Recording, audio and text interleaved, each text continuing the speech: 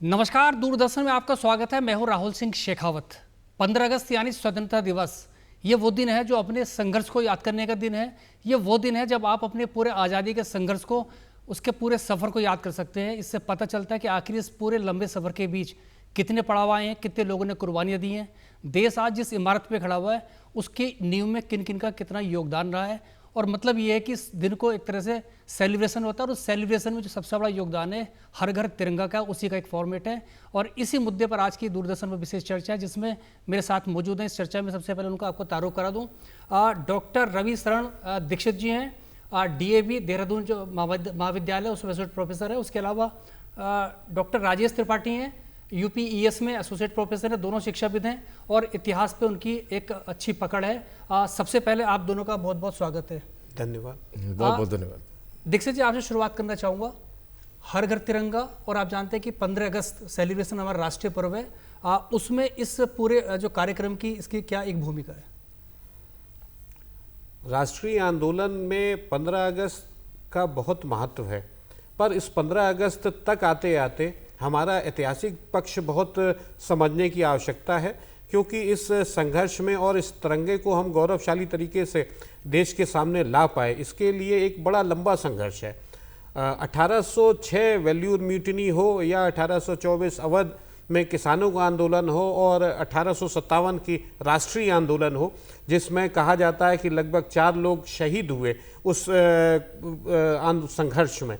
और ये संघर्ष की अविरल श्रृंखला चलती रही 1947 तक, जब हम आज़ादी के संघर्ष में अपनी स्थिति बना पाए। संविधान को स्वीकार करना एक महत्वपूर्ण पक्ष था, और संविधान समिति ने जुलाई में इस संविधान ने झंडे को स्वीकारा और राष्ट्रीय ध्वज के रूप में ये हमारे सामने आया। ये हमारे उस आंदोलन का प्रतीक है जो संघर्षों के साथ, जिसको गौरव की रक्षा करने के लिए हम सतत संघर्ष रहे और हमने आज़ादी को पाया।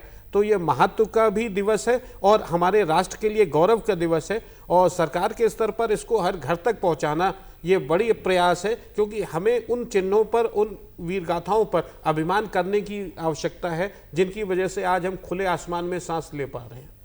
बिल्कुल, जो पूरा सफ़र है स्वतंत्रता का, उसको उसका जो योगदान रहा है, लोगों का रहा, किस तरह से क्या कुछ रहा, उसी को भारत सरकार ने एक अमृत काल के तौर पे, अमृत वर्ष के तौर पर जो था शुरुआत की, जब 75वीं वर्षगांठ स्वतंत्रता दिवस की रही है। तो उसी कड़ी में हर घर तिरंगा ये जो है कार्यक्रम आयोजित किया जाता है स्वतंत्रता दिवस से पहले। आपने एक पूरी जो चर्चा की, उसके बाद थोड़ा सा आगे बढ़ाऊँगा। डॉक्टर त्रिपाठी, ये जो पूरा जो चरण रहा है, इसको अगर हम जोड़ना चाहें तो उत्तराखंड से अगर जोड़ना चाहें तो, कि उत्तराखंड का एक पूरा समृद्ध इतिहास रहा है पूरे आज़ादी के आंदोलन में, तो इससे आप उससे कुछ तरह से कोरिलेट कर पाएंगे?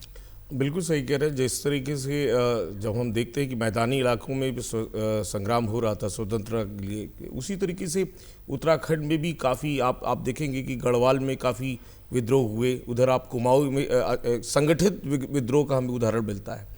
तो आप ये कह सकते हैं कि उत्तराखंड ने अपना एक जो योगदान था आज़ादी को देने का, लेने के लिए, वो उसमें काफ़ी बड़ा योगदान रहा है। उसके बाद भी अगर आप देखें कि उत्तराखंड ने जो जिस तरीके से सांस्कृतिक और वैचारिक नेतृत्व प्रदान किया आज़ादी के आंदोलन में, वो काफ़ी, अगर आप उदाहरण लें तो सुमित्रानंदन पंत बहुत बड़ा नाम माने जाते हैं, और उनके योगदान, उन्होंने अपने कविता के माध्यम से भी काफ़ी कुछ कहा है।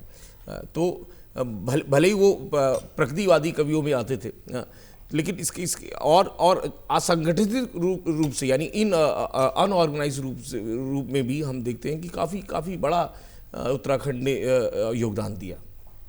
बिल्कुल, आपने उत्तराखंड के योगदान का जिक्र किया है, तो उसी चर्चा को थोड़ा सा आगे बढ़ाते हुए डॉक्टर दीक्षित, आपसे जानना चाहूँगा, क्योंकि उत्तराखंड, कुमाऊं और गढ़वाल उत्तर प्रदेश के दौर में मोटे तौर पर 2 ये पर्वतीय हुआ करते थे और बाकी पूरा उत्तर प्रदेश हुआ करता था। तो इस अगर कुमाऊं और गढ़वाल के तौर पर हम देखें, क्योंकि इनका भी पूरा जो समृद्धशाली इतिहास रहा है, कुछ घटनाएं याद कर पाएँ, जो जोड़ पाएँ, जो पूरे आज़ादी के आंदोलन में चली हो, रही हो? बिल्कुल। कुमाऊं के संदर्भ में एक बहुत महत्वपूर्ण आंदोलन जो उठा, वो कुली बगार प्रथा जो बी.डी. पांडे जी ने उस पर काम भी किया, और जिसमें अथक शोषण था अंग्रेज़ों की नीतियों से, और बिगाड़ का काम कराया जाता था, जिसका पारिश्रमिक नहीं दिया जाता था यहाँ पर पहाड़ों में, और उनको जानवरों की तरह ट्रीट करा जाता था। इसका विरोध हुआ, जिसने राष्ट्रीय आंदोलन के, और महात्मा गांधी जी ने कांग्रेस के सत्र में भी उसको उठाया। तो वो एक महत्वपूर्ण पक्ष था जिसने उत्तराखंड के क्षेत्र को रिप्रेजेंट करा। इसी के साथ साथ नमक सत्याग्रह जो आपके गढ़वाल क्षेत्र में हुआ, चूंकि गांधी जी ने नमक के ऊपर पूरे विश्व में उस समय बड़े स्तर पर कर लगाए जाते थे, और भारत में तो ये स्थिति थी कि खाने से ज़्यादा महंगा नमक खरीदना होता था। सांकेतिक रूप से जब महात्मा गांधी जी ने भारत में नमक आंदोलन शुरू किया, तो उसका ही एक चरण देहरादून में भी खारा खेत पर वृहद स्तर पर यहाँ के स्थानीय युवकों ने, लोगों ने मिलकर एक बड़ा आंदोलन चलाया, जहाँ पर उन्होंने नमक बनाया और सरकार के कानूनों को तोड़ा। इसी तरह 1942 के आंदोलन में भी उत्तराखंड का रिप्रेजेंटेशन मजबूती से रहा। तो राष्ट्रीय स्तर पर जब हम आकलन करते हैं, तो यह क्षेत्र चूंकि उस समय उत्तर प्रदेश का ही हिस्सा था, तो चूंकि पहाड़ी क्षेत्र होने के बाद भी राष्ट्रीय स्तर पर इसने अपनी उपस्थिति दर्ज कराई है। बिल्कुल, जिन घटनाओं का जिक्र किया है बड़ी महत्वपूर्ण घटनाएं हैं। कुली बेगार, आप जानते हैं कि उत्तराखंड के जो आंदोलन हुआ था, एक बहुत बड़ा दिलचस्प आंदोलन, उसका एक पूरा इतिहास रहा है, किस तरह से एक प्रतिरोध किया था, और वहीं से सारी चीज़ें धीमे धीमे करते करते निकल के आई थी। उसके अलावा गढ़वाल का जिक्र किया जिस नमक सत्याग्रह से जुड़ा हुआ है। और चूंकि एक घटना में जानकारी देना चाहूँगा, आप जानते हैं कि नैनीताल जिले में एक जगह ताकुला है जहाँ पे महात्मा गांधी आए थे। हालांकि उत्तराखंड में अन्य जगह भी आए थे, लेकिन दिलचस्प बात यह कि वहाँ पे एक जिस जगह पे वो रहे थे, प्रवास किया था, उसके बाद वहाँ पे एक दोबारा एक भवन बनाया गया जिसको गांधी भवन कहते हैं। तो उसके बाद गांधी जी उसमें आए भी थे और रहे भी थे। तो ये संभवतः ऐसा है कि जिसमें गांधी जी जिसका उद्घाटन किया और आकर रहे, तो वो उत्तराखंड में है। तो ये एक कड़ी है उस पूरे उसकी। तो आगे बढ़ना चाहेंगे, हर घर तिरंगा, क्योंकि डॉक्टर त्रिपाठी जी, सेलिब्रेशन के लिए प्रतीक चाहिए होते हैं, और एक कहते हैं कि कड़ी जोड़ने के लिए होता है, क्योंकि तिरंगा हमारी आन बान शान से जुड़ा हुआ है। सिर्फ एक झंडा नहीं है, बल्कि पूरा जो राष्ट्रीय आंदोलन था, हमारा स्वतंत्रता जो आंदोलन था, उसमें एक तिरंगा चला करता, उसके बाद राष्ट्रीय ध्वज के तौर पर उसको स्वीकार किया गया। तो अब सरकार ने एक निर्णय लिया है कि हर घर तिरंगा एक कैंपेन था, उसके आत्मसात करने में इसका कितना बड़ा योगदान है? बहुत ही वृहद कैंपेन है। अगर इस अभियान को देखें, देखिए होता क्या है कि जब हम प्रतीक चिन्हों का सम्मान करना सीखते हैं, और झंडा, आदमी कहता है कि झंडा आपके नेतृत्व, आपकी विचारधारा, आपकी संस्कृति, आपकी सोच को रिप्रेजेंट करता है। अगर आप झंडे का विश्लेषण करें, भारतीय झंडे का विश्लेषण करें, तो आपने देखा होगा कि उसमें कलर्स जो हैं वो विभिन्न विचारधाराओं को रिप्रेजेंट करते हैं। जब अगर हम बात करते हैं सैफ्रॉन कलर की, तो यानी कहीं ना कहीं वो बात करता है करेज की, बात करता है। ग्रीन कलर फर्टिलिटी यानी कि उर्वरता की बात करता है, और सफ़ेद कलर जो शांति का प्रतीक है। तो हमें ये इस बात की आवश्यकता थी, और जो सरकार ने इस अभियान को शुरू किया, उनको पता था कि जो नई पीढ़ी है उसको ये जानने की आवश्यकता है कि इसके पीछे जो आज़ादी में मिली है उसमें क्या क्या प्रयास रहे और किस तरीके से हमें मिली। क्योंकि जब ये मनुष्य की एक बड़ी प्रवृत्ति है, मानसिकता है कि जो चीज़ आसानी से मिल जाती है उसका मूल्य नहीं पता होता। तो झंडे के माध्यम से हम ये सरकार बताने की कोशिश कर रही है कि क्या योगदान रहा, कितने सेक्रीफाइसेस करने पड़े, और कम से कम जो नई पीढ़ी है उसको ये पता रहे कि आज जिस अवस्था में देश है उसको लाने के पीछे किन किन लोगों का योगदान रहा है। तो प्रतीक चिन्हों से अपने आप को जोड़ने से क्या होता है कि कहीं ना कहीं स्वाभिमान तो है ही है, देशभक्ति का, पेट्रियोटिज्म की बात आती है, लेकिन इसके साथ साथ ये भी है कि कहीं ना कहीं मेरी आइडेंटिटी क्या है, राइट। कितने लोगों ने अपने जीवन को न्यौछावर कर दिया इसी झंडे को लेकर। तो इस बात को बताने की सख्त आवश्यकता थी, और ये जो घर घर झंडा पहुंचाने का ये जो अभियान है, मुझे लग रहा है काफ़ी सफल। मैं भी अभी ड्राइव करके आ रहा था आप और मेरे लिए एक सुखद आश्चर्य कह सकता हूँ मैं कि जगह जगह रोड पर आपको झंडे नजर आ रहे थे, और वो कोई सरकारी अभियान नहीं है, वो एक तरीके से व्यक्तिगत अभियान मुझे नजर आ रहा था। तो ये सरकार की बहुत बड़ी सफलता है कि जहां पहले सरकारी अभियान हुआ करता था, अब मैं देख रहा हूं कि लोगों को व्यक्तिगत उत्सुकता है, लाइकनेस है, इंक्लिनेशन है कि नहीं मैं इस झंडे को समझूं, जानूं और शायद मुझे लग रहा है कि ये अभियान सफलता की तरफ बढ़ रहा है।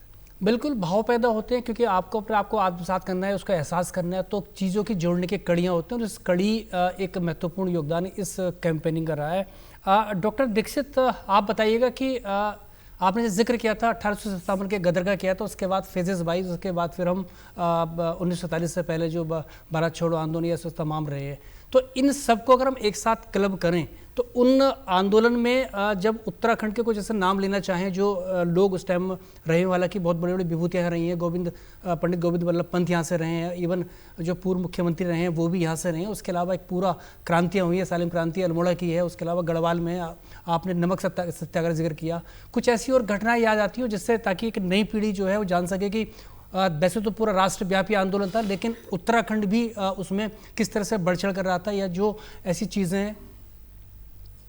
बिल्कुल, इसमें एक विषय और भी जोड़ूंगा, क्योंकि जो झंडा हमारे साथ आया, झंडा हमने आत्मसात किया, उसकी एक श्रृंखला और है इतिहास के पक्ष में। पर उत्तराखंड की भूमिका जब हम राष्ट्रीय आंदोलन में परखते हैं तो ये बहुत महत्वपूर्ण है।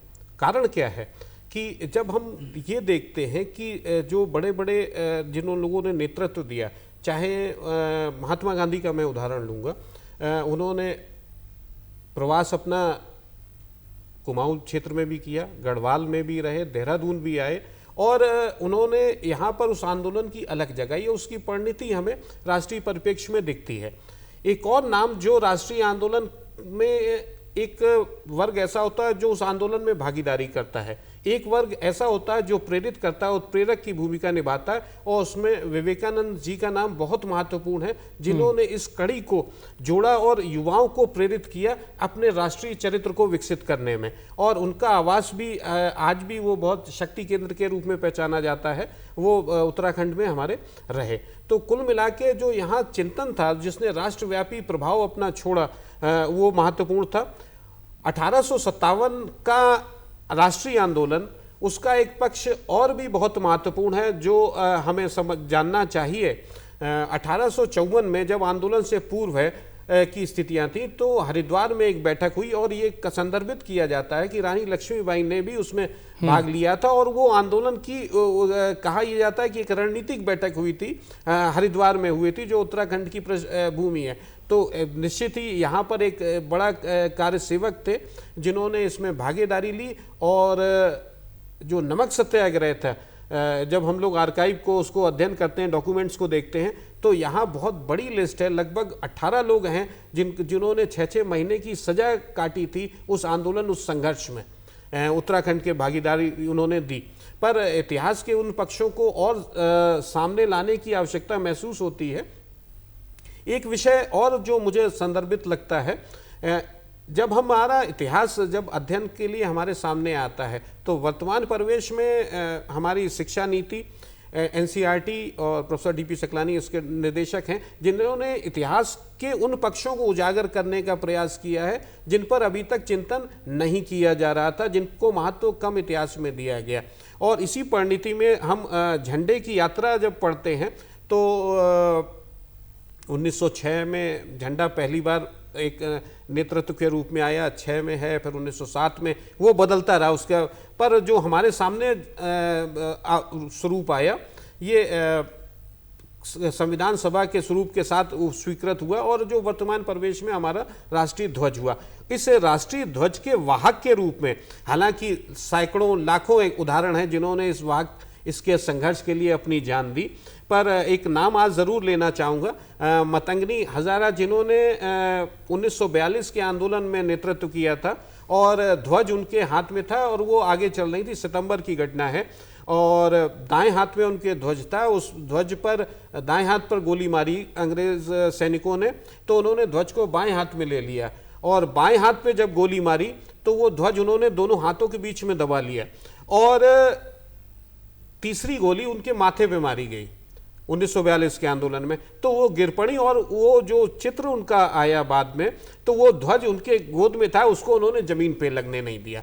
कहने का तात्पर्य ये है कि सरकार के स्तर पर ये जो प्रयास किया जा रहा है ये उस संघर्ष का परिणाम है कि हम इस बात पर गर्व करें, क्योंकि आज हमारे लिए ध्वज फहराना बहुत सरल है, पर उस ध्वज के लिए सिर्फ एक उदाहरण आपको हमने दिया, उस ध्वज के लिए जो संघर्ष था वो असीमित था, और जिस वजह से हम ध्वज आज फहरा रहे हैं वो गौरव का पल है हमारे लिए। बिल्कुल, इसमें कोई दो राय नहीं। बहुत लंबी यात्रा है, बहुत संघर्ष है, बहुत बड़ी कुर्बानियां हैं और तमाम लोगों ने दी हैं और मिलकर दी हैं, जात धर्म क्षेत्र से ऊपर उठकर दी है, इसमें कोई दो राय नहीं है। उसका पूरा एक समृद्धशाली इतिहास है और इतिहास को या उस पूरी जो हमारी सांस्कृतिक या समृद्ध जो विरासत है उसको हमें आगे ले जाना है, नई पीढ़ी तक ले जाना है।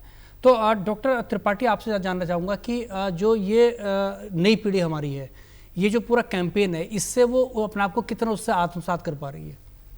जैसा कि मैंने आपको उदाहरण दिया कि मैं जब आ रहा था तो मैं देख रहा था कि उस नई पीढ़ी या युवक युवतियों में एक उत्साह है। आप कह सकते हैं कि वो फैशन ट्रेंड है या जो भी है, कि फेस पेंटिंग है, उसके अलावा झंडा खरीदना है, गाड़ियों में आप देखेंगे कि समय हर दूसरी गाड़ियों में झंडा लगा हुआ है।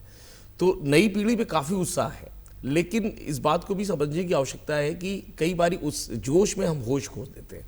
जैसा कि सर ने इस बात को उल्लेख किया कि झंडे के पीछे काफ़ी बड़ा संघर्ष शामिल रहा है, तो हमें इस बात को भी ध्यान रखना पड़ेगा। सरकार का भी ये प्रयास होना चाहिए और अभियान का भी एक हिस्सा होना चाहिए कि हम नई पीढ़ी को जागरूक करें कि झंडा को जब हम प्रयोग करें, ध्वज को जब हम प्रयोग करें तो उसके कई नियम कायदे कानून हैं, जिसको हम इंडियन नेशनल फ्लैग एक्ट कहते हैं। और उस एक्ट के तहत हमें ये पता होना चाहिए कि हम शरीर के इस हिस्से की यानी नीचे वाले हिस्से में झंडे को किसी तरीके से, यानी draping of national flag can not be below the body. तीसरा जो एस्पेक्ट है कि झंडा कब किस समय उसको फहराया जाए वो भी हमें पता होना चाहिए। आपने अक्सर देखा होगा कि उत्साह में क्या होता है कि नई पीढ़ी ऐसे अंग प्रत्यंग पर झंडे को धारण कर लेती है कि जो कि ऑब्जेक्शनल है। तो इस बात की भी आवश्यकता है कि नई पीढ़ी को यह बताया जाए कि झंडा एक प्रतीक है और साथ में वो मेरे स्वाभिमान का चिन्ह है। तो स्वाभिमान के साथ हम किसी प्रकार का मैनिपुलेशन नहीं कर सकते। तो इसके लिए कहीं ना कहीं हमें वर्कशॉप, कार्यशाला की आवश्यकता है। नई पीढ़ी जानती है झंडे का प्रयोग, लेकिन उनको किस तरीके से प्रयोग करना है और क्या नियम कानून और क्या प्रोटोकॉल में फॉलो करना है, वो मैं देखता हूँ, क्योंकि मैंने ऑब्जर्व किया है कि वो उसकी कमी है। तो इस विषय पर भी ध्यान देने की आवश्यकता है कि युवाओं को जागरूक किया जाए। बिल्कुल, एक झंडा संहिता उसके हिसाब से जो था झंडे का जो आरोहण और पूरा सब चीज़ होती है वो उसकी एक नियत प्रक्रिया है। कई बार जो उसमें होश भी कह सकते हैं नई पीढ़ी हो जाती है, लेकिन अच्छी बात यह है कि जो नई पीढ़ी है वो उससे जुड़ रही है, चाहे वो सेलिब्रेशन के तौर पे या मैं कहता हूँ रस्मी तौर पे, लेकिन चीज़ जुड़ रही है। ये सिलसिला डॉक्टर साहब अगर आगे जारी रहे, क्योंकि वो भाव में शुरुआत कहीं से होती है और वो आगे बढ़े, तो इसके लिए और क्या कुछ किया जाना चाहिए? तो एक चूँकि 15 अगस्त है, हमारा राष्ट्रीय पर्व है, उससे पहले कैंपेनिंग इसकी होती है, इस तरह से, ताकि वो पूरा जो हमारा एक समृद्धशाली इतिहास है, बहुत लंबी श्रृंखला उसकी है, कोई एक फेज़ नहीं, फेज़ वाइज भी बाकायदा में 1857 का आपने जिक्र किया, उसके बाद मीडिएवल है, उसके बाद फिर आखिर में आके पूरा कहते हैं जो आखिरी की धक्के थे, उसके बाद पूरा देश एकजुट हुआ था। तो आज की पीढ़ी के सामने इतनी जब समृद्धशाली हमारी पूरी एक कड़ियाँ रही हैं, तो उसको उनसे जोड़ने के लिए, ताकि उनके अंदर भी वो भाव हो। देश तो अब आज़ाद है, हम एक गणतंत्र हैं, लेकिन अब उसका फेज़ एक दूसरा आना है, हम और आगे बढ़े, विकसित की दिशा में बढ़े। तो क्या हम इस तरह से चीज़ों को किस तरह से जोड़ सकते हैं? संवैधानिक पक्ष को जब हम इसके देखते हैं तो एक बात हमें समझने की है, संविधान हमारा आया 1950 में, मूल कर्तव्य हमारे आए, फंडामेंटल राइट्स क्या हैं, अधिकार क्या है, मूल अधिकार हमारे आए, मूल कर्तव्यों पे चर्चा नहीं हुई। ये माना गया, जो संविधान के निर्माता जो विशेषज्ञ थे उनका विचार ये था कि चूंकि हमारे अधिकार हम तय कर देंगे तो कर्तव्य का निर्वहन तो हम करेंगे ही, क्योंकि हमने उस संघर्ष को जिया है जिस संघर्ष से हमारी उत्पत्ति हुई है। और निश्चित ही उस समय जो नेतृत्व था या जो जन थे उन्होंने उस लड़ाई को देखा था अपने सामने। 70 तक के दशक तक आते आते इसमें कुछ कमी महसूस हुई, और जो 42वां संविधान संशोधन 1975 से 1977 जब इमरजेंसी का काल आया, उस समय 42वां संविधान संशोधन आया जिसने मूल कर्तव्यों पे बात की। मूल कर्तव्यों में झंडे का सम्मान पहला कर्तव्य है। आप जो फंडामेंटल ड्यूटीज आई सिटीजन की, क्यों? क्योंकि कहीं प्रारंभिक स्तर पर उसमें कमी महसूस की जा रही थी, तो उन ड्यूटीज के निर्वहन में झंडे का सम्मान रखना था। पर इस सम्मान को और बेहतर तरीके से करा जाए तो ये सरकार का हर घर तिरंगा अभियान, हमारा गौरव हमारा सम्मान, जो इस थीम के साथ ये आगे बढ़ रहा है, ये उसी की परिणति है। क्योंकि हम अधिकारों पर बात करते हैं, हम अपने दायित्वों पे बात नहीं कर सकते। तो युवा वर्ग को विशेषकर निश्चित ही मैं इस बात से कहूँगा, क्योंकि आपका राष्ट्रीय स्तर पर इस प्रसारण हो रहा है, जिस आज़ादी को हम आज जी रहे हैं, जिस मान को, जिस झंडे को हम गर्व से फहरा सकते हैं, इस फहराने के लिए हजारों लाखों लोगों ने अपनी आहुति दी है। तो इसको सम्मान करें और इससे जो हमें चाहे शिक्षा हो, शिक्षा व्यवस्था हो, चाहे आर्थिकी हो, जो सम्मान मिला है, जिसका दोहन अंग्रेज शासन कर रहे थे, वो सम्मान जो आज हम अपने स्रोत का अपना प्रयोग कर रहे हैं, उस सम्मान को बचाने के लिए ना ही ऐसा ही ना हो कि हम झंडा फहराएं, झंडे का सम्मान भी रखें और इसकी गरिमा भी रखें।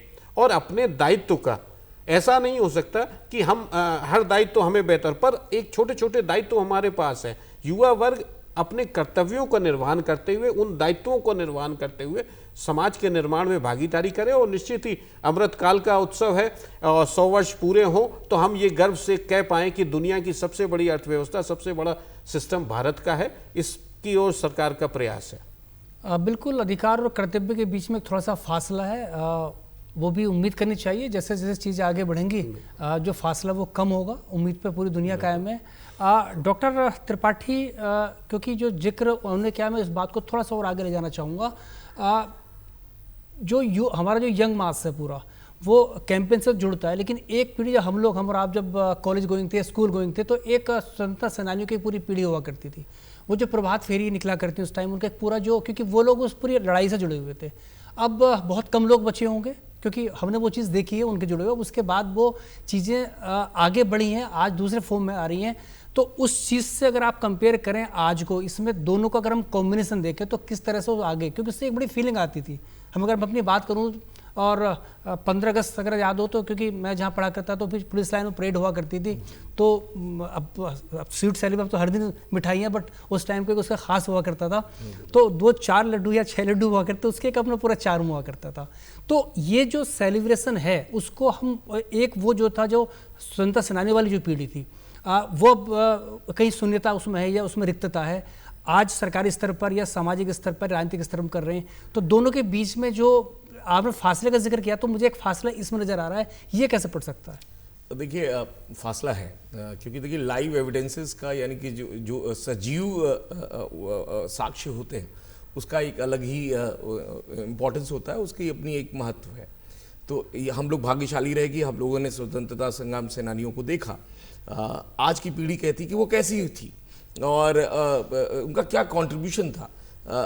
डाउट भी करती, मैं झूठ नहीं बोलूँगा, बिल्कुल सही बात, डाउट भी करती है, संशय करती है। लेकिन चूंकि हम एक आईटी युग में जी रहे हैं, तो आप जानकर हैरत करेंगे कि नई पीढ़ी इस बात के लिए भी उत्सुक है कि असली योगदान किसका रहा। तो वो ये भी जानना चाहती है कि योगदान किसका रहा, किस तरीके से आज़ादी पाई गई। क्या आज़ादी में बहुत से ऐसे नेतृत्व जिनके बारे में काफ़ी, जिसको हम इंग्लिश में यूलोजाइजेशन कहते हैं, यानी महिमा मंडन जिसको कहते हैं, तो अब वो महिमा मंडन वाली पीढ़ी नहीं रह गई कि जो ये मान ले कि नहीं साहब यही थे। अब वो जानना चाहती है, साक्ष्य ढूंढना चाहती है। और चूंकि हम आईटी युग में हैं, तो अब आप जानकर हैरत करेंगे कि कई बार मेरे ही स्टूडेंट लेके आते हैं, कहते हैं सर अभी तक हमें इतिहास के बारे में ये क्यों नहीं बताया गया कि ये शख्स का भी योगदान रहा है, जिसको हम अनसंग हीरोज कहते हैं। तो नई पीढ़ी का एक नया जो पॉजिटिव एस्पेक्ट मुझे नजर आ रहा है, वो ये है कि वो जिज्ञासु है, जानना चाहती है। और उसके कारण क्या है कि जो हमारे संग्राम के बहुत से ऐसे पक्ष जिनको शायद दबाया गया या जो नहीं बताया गया, जैसे बहुत कम लोग जानते हैं कि रानी चिन्नम्मा कौन थी, कोई नहीं जानता, लेकिन बहुत बड़ा योगदान है उनका स्वतंत्रता संग्राम में। अब आप इंटरनेट पर जाएंगे तो आपको ये सारी चीज़ें मिल रही। तो नई पीढ़ी का एक जो मैं नया जो पॉजिटिव एस्पेक्ट देख पा रहा हूँ कि वो जो फासला था, जो गैप था, एविडेंसेस जिसको एविडेंशियल गैप कहते हैं, वो अब दूर करने का वो खुद प्रयास कर रही है और काफ़ी कुछ सफल भी हो रही है। जैसे अगर आप बात करेंगे तो हो सकता है कि वो आपको बहुत बड़े बड़े नाम नहीं बता पाएंगे, लेकिन वो आपको ऐसे ऐसे सच बता देंगे कि जो शायद हमें हमारी किताबों में नहीं बताया गया, जिसको अनफॉर्चुनेट पार्ट ये कहते हैं कि इंग्लिश में हम कहते हैं कि it was an attempt to rather put a deodorant on a muck and putting a carpet on that. तो जिस तरीके से इतिहास को थोड़ा बहुत जिसको कहते हैं कि दबाया गया, आज वो इतिहास भी उजागर हो रहा है, सामने आ रहा है, और ये शायद इसके लिए नई पीढ़ी का योगदान है। बिल्कुल एक लंबी बहस का विषय है। इसमें तर्क और वितर्क दोनों है, लेकिन अच्छी चीज़ आप नई पीढ़ी का जिक्र किया, उसके माइंडसेट या साइको का जिक्र किया, तो चूंकि वो आईटी एक से कैसे फ्लड में पैदा हुई है, तो उसके पास बहुत सारी चीज़ें, हमारे पास लिमिटेड थी, हम लाइब्रेरी तक सीमित थे, तो उसके पास वो लाइब्रेरी जाने की जरूरत नहीं, वो बैठ के मोबाइल पे ही सारी चीज़ उसके पास आ जा रही हैं। बट अच्छी चीज़ है, जिज्ञासा का आपने जिक्र किया, तो जिज्ञासा उसके अंदर आ रही तो वो जानने की कोशिश करेगा। चीज़ें समग्र तौर पे उसके पास आएँ। इतिहास का आपने जिक्र, घटनाओं का जिक्र किया। इतिहास अपने आप में घटनाओं का ही दस्तावेज है, कुछ रह गई हैं, कुछ और भी आ सकती है, तो जुड़ने उसमें दिक्कत भी कुछ उसमें नहीं होनी चाहिए। डॉक्टर साहब, इसमें चूंकि नई पीढ़ी का जिक्र कर गया, क्योंकि अब नई पीढ़ी के कंधों पे एक बहुत बड़ी जिम्मेदारी है। ये जो जिस बहस का उन्होंने जिक्र किया, तो वो बहस तो खैर चलती रहती है और चलती रहेगी, वो भी अपने आप में अनंत है। कौन सी ऐसी चीज़ हैं जो नई पीढ़ी से जोड़ी जानी चाहिए, क्योंकि आज़ादी तो हमें मिल गई है, हम हर साल 15 अगस्त पर सेलिब्रेशन करेंगे, 10-15 दिन के हमारे सेलिब्रेशन होंगे, लेकिन what about the points, basically what about the sectors जो है कि जिससे कि निरंतरता रहनी चाहिए, ताकि उस पर हम लगातार मतलब कंटिन्यूस उस पर चले और लोग उससे और ज़्यादा जुड़ें। युवाओं के परिप्रेक्ष्य में एक बात बहुत महत्वपूर्ण है, समझदारी का स्तर बहुत अच्छा है, समय का प्रयोग वो समझने लगे हैं, पर कुछ जो तकनीकी है उसका और बेहतर तरीके से प्रयोग करें। उदाहरण के तौर पर मैं देखता हूँ कि जो इस समय सोशल मीडिया है, बहुत सारी डायमेंशंस, हालांकि गवर्नमेंट के स्तर पर इस पर प्रतिबंध भी लगाए जा रहे हैं, जो गलत तरीके से गलत चीज़ों को समाज के सामने रखती हैं, फेक हैं, सरकार प्रतिबंध भी लगा रही है। ये बात ज़रूर आइडेंटिफाई करके चलें कि उन प्रमाणिक स्रोतों और प्रामाणिक जानकारियों के साथ हम जाएं, क्योंकि बहुत सी जानकारियां गलत तरीके से और फैलाई जा रही हैं, प्लान्ड वे में फैलाई जा रही हैं। तो इसलिए इसके संरक्षण के लिए युवा सक्षम है, और युवा भारत हमारी विकसित भारत का आधार बनेगा। तो निश्चित ही वे सजग हैं और इस बात को समझेंगे कि हम तकनीक का प्रयोग करें, बेहतर प्रयोग करें, पर समझदारी से करें, और ये बात ज़रूर जानें कि सही क्या है और गलत क्या है, जो सरकार के स्तर पर प्रयास किया जाना चाहिए कि फेक साइट्स या फेक इन्फॉर्मेशन के स्रोत को रोका जाए। बिल्कुल। छोटा 30 सेकंड आपसे चाहूँगा, एक छोटी टिप्पणी जो आप आखिरी करना चाहेंगे, 30 सेकंड। बिल्कुल, ये जो अभियान है, ये इसका मैं सार्थक इम्पैक्ट देख पा रहा हूँ, और मैं मानता हूँ कि इस समय जो आपने फासले की बात की, गैप की बात करी, वो इस तरीके के अभियान और बढ़ाने की आवश्यकता है। और मुझे लगता है कि कहीं ना कहीं देश में जो देश के प्रति जो स्वाभिमान की प्रवृत्ति जगाने की आवश्यकता है नई पीढ़ी में, वो इस तरीके के अभियान के थ्रू किया जा सकता है। बिल्कुल, इसमें कोई दो राय नहीं है कि जो हर घर तिरंगा कार्यक्रम है, जो कैंपेन है, वो जो स्वतंत्रता दिवस पर अपनी पूरी समृद्धशाली जो पूरी एक परंपरा रही है, जो इतिहास है, उसकी तरफ देखने का एक बहुत बड़ा जरिया, उसमें उसका बहुत बड़ा उस कड़ियों को जोड़ने में योगदान रहा है। किसी विषय पे मैंने एक बात कभी कही थी, अगर कुदरत अपने आप को निहारना चाहेगी तो क्या करेगी, तो मैंने मजाक में कहा था कि शायद वो हिंदुस्तान के नक्शे पे, दुनिया के नक्शे को देखना पसंद करेगी, उससे अपने आप को देख पाएगी। और इसी तरह से अगर हम अपने स्वतंत्रता संग्राम को अगर एक तरह से जानना चाहें, तो वो एक बहुत बड़ी लंबी यात्रा है, और इस तरह के जो कार्यक्रम हैं उनका एक बहुत बड़ा योगदान इसमें रहा है। और इस तरह के कार्यक्रम, इस तरह के कैंपेन, अभियान सतत रहने चाहिए। आप दोनों का बहुत बहुत शुक्रिया, आप इस कार्यक्रम में जुड़े। फिर इसी तरह किसी परिचर्चा में आपसे फिर मुलाकात होगी, तब तक के लिए नमस्कार।